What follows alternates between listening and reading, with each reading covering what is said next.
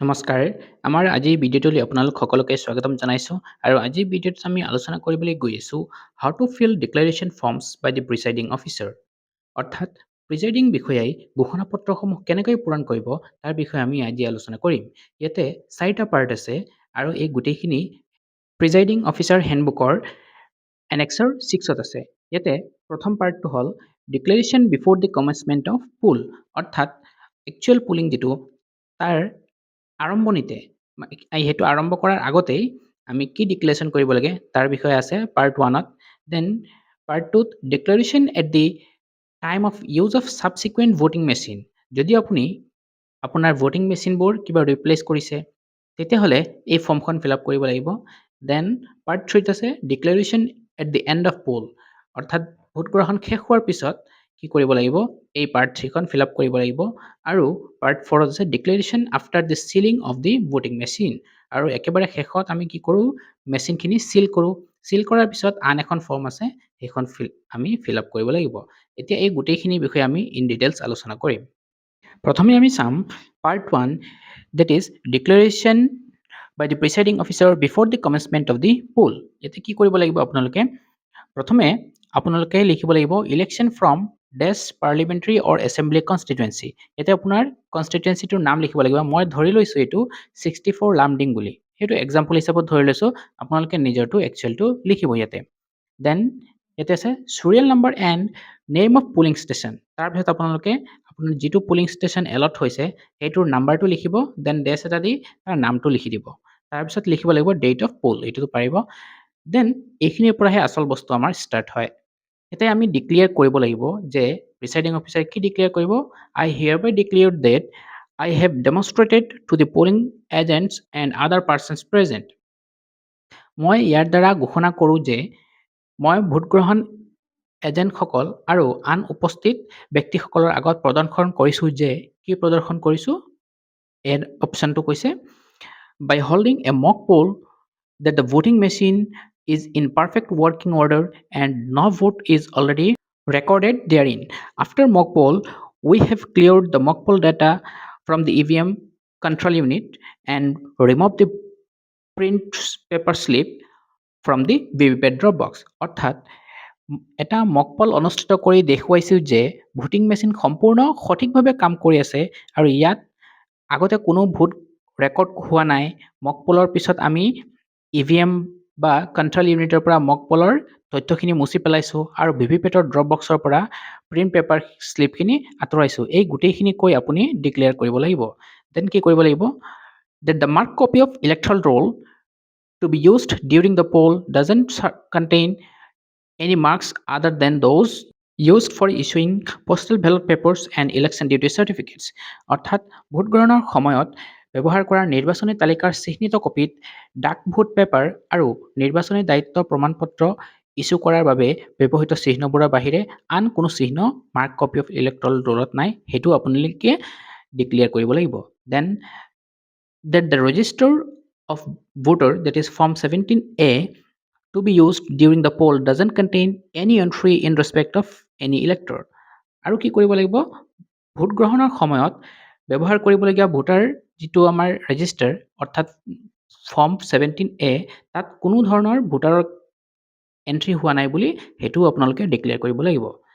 তাৰ পিছৰ পইণ্টটো কৈছে that I have affixed my own signature on the paper seal used for securing the result section of control unit of the voting machine and obtained thereon the signature of such polling agents as are present desirous of affixing the same।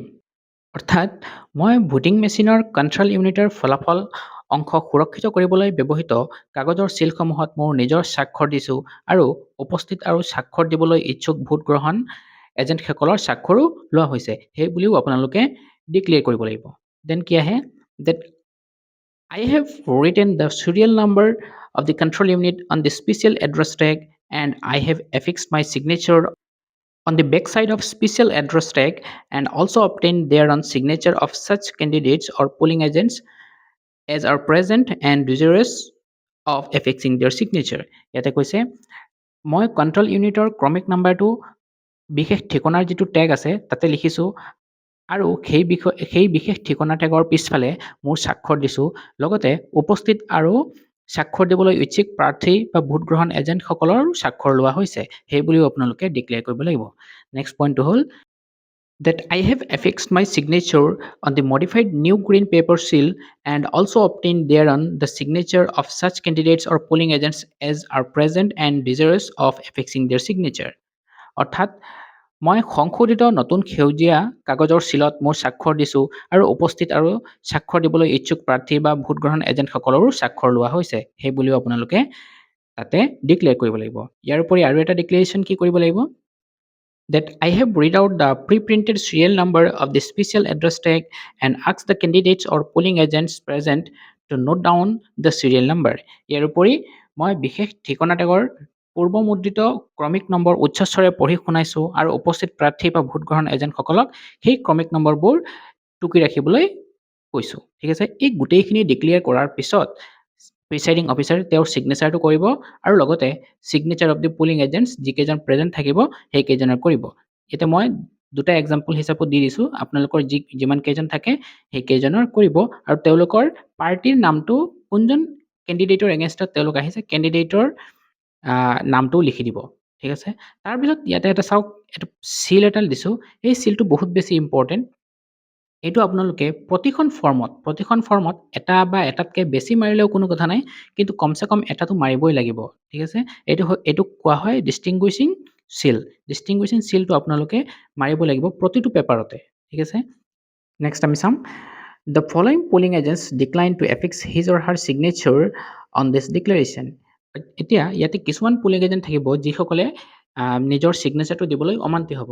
সেইসকলৰ কাৰণে আপোনালোকে কি কৰিব, তেওঁলোকৰ নাম আৰু তেওঁলোক কোন কেণ্ডিডেটৰ এগেইনষ্টত আহিছে সেইটো ইয়াতে মেনশ্যন কৰিব আৰু তাৰপিছত আপোনালোকে ইয়াতো প্ৰিচাইডিং অফিচাৰে ছিগনেচাৰ কৰিব আৰু ডেটটো লিখি ডিষ্টিংগুইশ্যন চিলটো ইয়াতো মাৰি দিব। ঠিক আছে, কিন্তু যদি কোনোবা পোলিং এজেণ্টে মানে সকলোৱে কৰিছে, কোনো এনেকুৱা নাই, তেতিয়াহ'লে এই অপশ্যনটো এই পৰ্চনটো আপোনালোকে ফিল আপ কৰিব নালাগে। এইখিনি আছিলে পাৰ্ট 1। এতিয়া আমি part 2, that is declaration by the presiding officer at the time of use of subsequent voting machine if any. এই ফৰ্মখন আগতেই কৈ লৈছোঁ, যদি আপোনালোকে কোনোবা ছাবচিকুৱেণ্ট ভোটিং মেচিন বা EVM হওক এইখিনি ৰিপ্লেচ কৰিছে, সেইখিনি ৰিপ্লেচ কৰিলেহে এই পাৰ্ট 2টো ফিল আপ কৰিব, নহ'লে ইয়াতে কোনো ধৰণৰ ফিল আপৰ দৰকাৰ নাই, প্ৰিচাইডিং অফিচাৰে ছিগনেচাৰো নকৰিলেও হ'ব। ঠিক আছে, এতিয়া আমি চাম এইখনত কি কি কৰিব লাগিব। প্ৰথমে আগৰ নিচিনা আমি আমাৰ এছেম্বলি কনষ্টিটুৱেঞ্চিটোৰ নাম লিখি ল'ম, দেন পলিং ষ্টেচনৰ নাম্বাৰ এণ্ড নেম লিখিম আৰু ডেট লিখিম। এইখিনি আপোনালোকে আগৰ নিচিনা একে লিখি ল'ব। তাৰপিছত ডিক্লেৰেশ্যনটোৰ বিষয়ে এতিয়া আমি আলোচনা কৰোঁ। এতিয়া কি ডিক্লেয়াৰ কৰিব? I hereby declare that due to dash error, ইয়াতে কৈছে কোনটো এৰৰৰ কাৰণে আপুনি ৰিপ্লেচ কৰিছে, সেই এৰৰটো আপোনাৰ কণ্ট্ৰল ইউনিটত শ্ব' কৰিব, তাৰ পৰা চাই এৰৰ কোডটো লিখি দিব। Please mention the type of error of ballot unit or control unit replacement of the whole EVM including ballot unit, control unit or VVPAT has been done.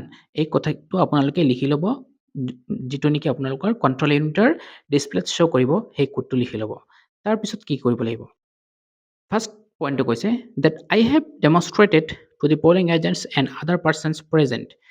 আকৌ আপোনালোকে কি কৰিব লাগিব, এইটো যেতিয়া চেঞ্জ কৰিব তাৰপিছত ডিক্লেৰেশ্যন কি কৰিব, যে মই ভোট গ্ৰহণ এজেণ্টসকল আৰু আন উপস্থিত ব্যক্তিসকলৰ আগত প্ৰদৰ্শন কৰিছোঁ যে by holding a mock poll that the voting machine is in perfect working order and that no vote is already recorded therein. এটা মক পোল অনুষ্ঠিত কৰি দেখুৱাইছোঁ যে ভোটিং মেচিন সম্পূৰ্ণ সঠিকভাৱে কাম কৰিছে আৰু ইয়াত আগতে কোনো ভোট ৰেকৰ্ড হোৱা নাই। অৰ্থাৎ আপুনি যে ভোটিং মেচিনটো চেঞ্জ কৰিছে সেইকাৰণে নতুন ভোটিং মেচিনত আকৌ মক পোল কৰি দেখাব লাগিব।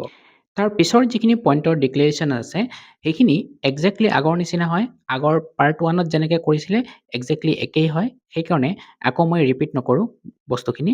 তাৰপিছত আপোনালোকে খালি ইয়াতো প্ৰিচাইডিং অফিচাৰৰ ছিগনেচাৰটো ল'ব আৰু যিকেইজন পুলিং এজেণ্টছ আছে পুলিং এজেণ্টছৰ ছিগনেচাৰ এণ্ড তেওঁলোকে কোনজন কেণ্ডিডেট ৰিপ্ৰেজেণ্ট কৰে সেই কেণ্ডিডেটজনৰ নামবোৰ লিখিব আৰু লগতে ডিষ্টিংগুইছিং চিলটো মাৰি দিব।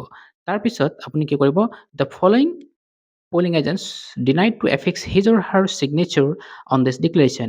এতিয়া ইয়াতো কেইজনমান পুলিং এজেণ্ট ওলাই যাব যিকেইজনে নিজৰ ছিগনেচাৰটো দিবলৈ অমান্তি হৈছে। তেনেকুৱা পুলিং এজেণ্ট কেইজনৰ আপোনালোকে ইয়াতে ডিটেইলছখিনি এণ্ট্ৰি কৰি ল'ব আৰু ইয়াতো প্ৰিচাইডিং অফিচাৰে ছিগনেচাৰ কৰিব লাগিব। কিন্তু সেই আগৰ নিচিনা ইয়াতো যদি তেওঁলোকে গোটেইকেইজনে ছিগনেচাৰ কৰি লয় তেতিয়াহ'লে এই তলৰ পৰ্চনটো আপোনালোকে কৰিব নালাগে। ঠিক আছে, নেক্সট আমি চাম part 3 that is declaration at the end of poll. অৰ্থাৎ ভোট গ্ৰহণৰ অন্তত আপুনি কি ডিক্লেয়াৰ কৰিব লাগিব তাৰ বিষয়ে এতিয়া আমি আলোচনা কৰিম। এতিয়া কৈছে I have ফাৰ্নিশ্ড to the polling agents who were present at the polling station at the close of the poll and whose signature are affixed below an attested copy of each of the entries in Part 1 Account of Votes Record of Form 17C as required under Rule 49(s)(2) of the Conduct of Election Rules 1961. অৰ্থাৎ ইয়াতে কি কৈছে আপুনি কি declare কৰিব লাগিব যে মই ভোট গ্ৰহণ সমাপ্তিৰ সময়ত ভোট গ্ৰহণ কেন্দ্ৰত উপস্থিত থকা আৰু তলত স্বাক্ষৰ কৰা ভোট গ্ৰহণ এজেণ্টসকলক 1961 চনৰ নিৰ্বাচন পৰিচালনা বিধি that is conduct of election rule 1961 দ্বাৰা 49(s)(2) অনুসাৰে ফৰ্ম 17C অংশ 1 অৰ্থাৎ ভোট ৰেকৰ্ডৰ হিচাপৰ প্ৰতিটো প্ৰবিষ্টিৰ এটা সত্যায়িত প্ৰতিলিপি প্ৰদান কৰিছোঁ। অৰ্থাৎ আপুনি তেওঁলোকক এটা প্ৰতিলিপি দি আহিব লাগিব 17Cত। তাৰপিছত কি কৰিব এই গোটেইখিনি ডিক্লেয়াৰ কৰাৰ পিছত প্ৰিচাইডিং অফিচাৰে নিজৰ ছিগনেচাৰটো কৰিব আৰু ডেট এণ্ড টাইমটো লিখিব। টাইমটো যিহেতু এণ্ড অফ পল আছে এইটো অকণমান আপুনি মনোযোগেৰে লিখিব লাগিব, চাই পেলাই লিখিব লাগিব কাৰণ কেতিয়া আপোনাৰ পলিংটো শেষ হৈছে। মই ইয়াতে এক্সাম্পল হিচাপত ধৰি লৈছোঁ 5:30ত মোৰ পলিংটো শেষ হৈছে। আপোনালোকে নিজৰ হিচাপত লিখিব কিমান টাইমত পলিংটো শেষ হৈছে। তাৰপিছত কি কৰিব লাগিব received an attested copy of the entries in accounts of votes record part 1 of form 17C। অৰ্থাৎ ফৰ্ম 17Cৰ অংশ 1 য'ত নেকি ভোট ৰেকৰ্ডৰ হিচাপ থাকে তাৰ প্ৰবিষ্টিসমূহৰ এটা সত্যায়িত প্ৰতিলিপি গ্ৰহণ কৰা হ'ল বুলি পুলিং এজেণ্ট কেইজনে তেওঁলোকৰ ছিগনেচাৰ কৰিব আৰু লগতে তেওঁলোকৰ কেণ্ডিডেট কেইজনৰো নাম লিখি ল'ব।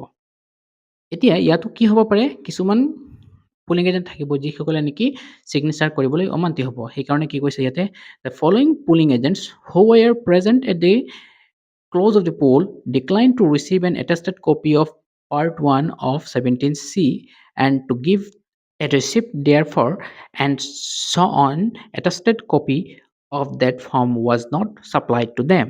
অৰ্থাৎ তেওঁলোকে যে ছিগনেচাৰ কৰা নাই তলত উল্লেখ কৰা ভোট গ্ৰহণ এজেণ্টসকলে যিসকলে ভোট গ্ৰহণ সমাপ্তিৰ সময়ত উপস্থিত আছিল কিন্তু তেওঁলোকে ফৰ্ম 17Cৰ অংশ 1 সত্যায়িত প্ৰতিলিপি গ্ৰহণ কৰিবলৈ আৰু তাৰ বাবে ৰচিদ দিবলৈ অস্বীকাৰ কৰিছিল।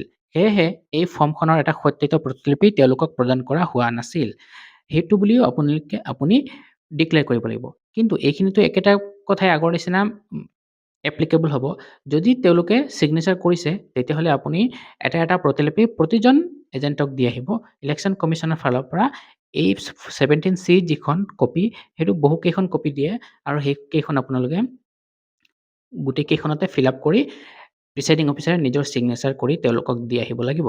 ঠিক আছে, নেক্সট আমি চাম part 4 that is declaration after the sealing of the voting machine. অৰ্থাৎ ভোটিং মেচিনটো চিল কৰাৰ পিছত আপুনি কি ডিক্লেয়াৰ কৰিব লাগিব তাৰ বিষয়ে এতিয়া আমি চাম।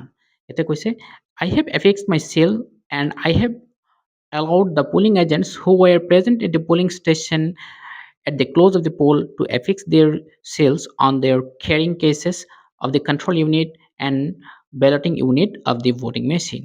অৰ্থাৎ মই মোৰ চিলসমূহ সংলগ্ন কৰিছোঁ আৰু ভোট গ্ৰহণ সমাপ্ত হোৱাৰ পিছত ভোট গ্ৰহণ কেন্দ্ৰত উপস্থিত থকা ভোট গ্ৰহণ প্ৰতিনিধিসকলকো ভোট যন্ত্ৰৰ কণ্ট্ৰল ইউনিট আৰু বেলটিং ইউনিটৰ বহন বাকচত নিজৰ ছিগনেচাৰ সংলগ্ন কৰাৰ অনুমতি দিছোঁ সেই বুলি আপুনি ডিক্লেয়াৰ কৰিব লাগিব। ডিক্লেয়াৰ কৰাৰ পিছত প্ৰিচাইডিং অফিচাৰে নিজৰ ছিগনেচাৰটো কৰিব আৰু আগৰ নিচিনা তেওঁৰ ডেটটো লিখিব আৰু এইখিনিতে টাইমটো মই অকণমান বঢ়াই দিছোঁ কাৰণ 5:30ত যদি আপোনাৰ পলিংটো শেষ হৈছে আপুনি লগে লগেতো চিল কৰিব নোৱাৰে, অকণমান টাইম লাগিব।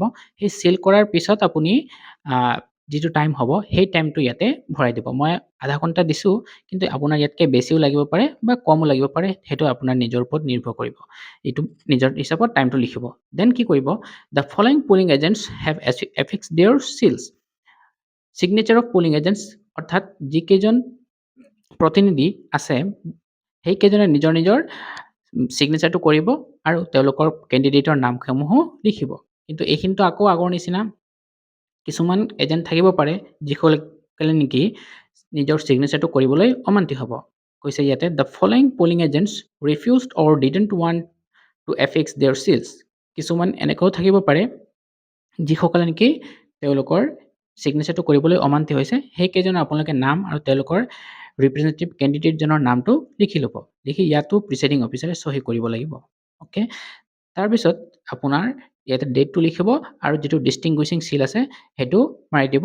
এইখিনিয়ে হ'ল আপোনাৰ পাৰ্ট 4ৰ ডিক্লেৰেশ্যনৰ কাম। তো আশা কৰিছোঁ আপোনালোকে প্ৰচেছটো বুজি পালে কেনেকৈ ডিক্লেৰেশ্যন ফৰ্ম কেইখন ফিল আপ কৰিব লাগে। তো এইখিনি আছিলে আজিৰ আমাৰ আলোচনাৰ বিষয়বস্তু। আশা কৰিছোঁ আপোনালোকে ভিডিঅ'টো শেষলৈকে চাইছে।